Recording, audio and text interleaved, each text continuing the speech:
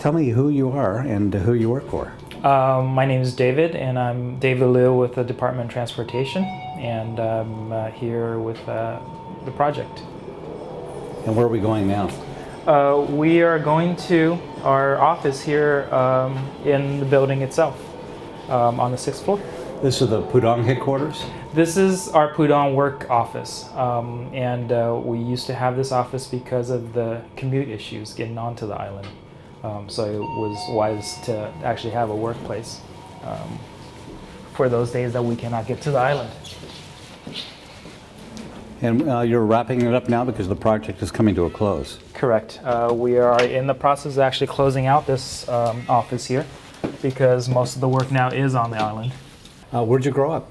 I actually was born in Shanghai, and I left Shanghai when I was 8, and I've been in the Bay Area ever since. Did you know English when you were growing up? No, I learned it when I got there and went back to first grade actually, and went through and skipped a couple of grades, but everything worked out fine. And where'd you go to school? I went to Berkeley High and UC Santa Cruz. How did you like growing up in Berkeley? It's great. It's just being in the heart of the Bay Area. It's excellent. And as a kid, you were 8 years old when you moved there? Yes. And you didn't know the other kids' language and... No, I didn't know anyone. Just made friends, and as a 80-year-old, you make friends fast and learn everything pretty fast. What was it your parents did? My dad is an electrician, and my mom is an accountant. And what prompted the move from Shanghai to California? Personal, and it was just an opportunity. So this is the inbox for everybody? Correct. We have our inboxes for leaving mail, whatnot, so everyone can have access here and pick up what they need. And the mail comes here too? I'm sorry? Mail comes here too? Yes, they are delivered to our office. And when you got out of college, what did you want to do? I didn't know at the time, and Caltrans was recruiting, and I signed up, took the exam, and passed, and here I am. Did you have any idea that you'd end up in China again? Absolutely not. It was completely fell in my lap, and it's been a tremendous experience. So how is it they sought you out for this job? Well, it was understood that I was actually born in and raised in Shanghai, and the word got passed around. And I knew some of the managers from earlier on from the Tobridge program, and they thought I was a good fit, and here I am. Because you can speak Mandarin and Shanghainese. Correct, and I can speak Shanghai dialect here, so it makes it a little bit helpful. That must have been very important in the beginning because you had a lot of people that spoke English and did not speak Chinese. Right at the beginning, I think the management did a good job in setting it up so that there are some people who are able to speak Chinese.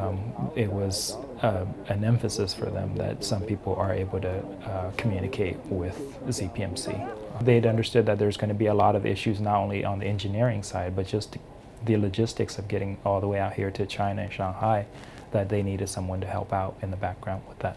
What were the logistics like at first?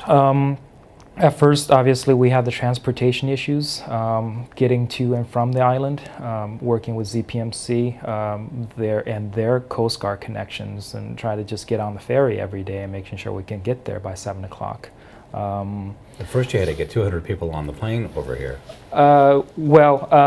We were more in charge of just our own people, Caltrans, and that alone, well, we had to deal with the living issues and transportation, IT issues, setting up computers and all that. I was sort of just all-around guy. And what was in this empty space here?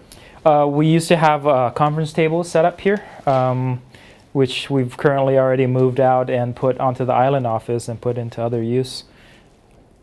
And where did you take all the stuff that you had to move out? We moved them up over to the island office, and currently between our main 3rd floor and our paint shop satellite office that we have these new furniture. So how long were you in this facility? We have been here for close to 3 years now. So, it saw a lot of use right at the beginning because of the fact that the ferry was not always dependable, and getting to the island was an issue.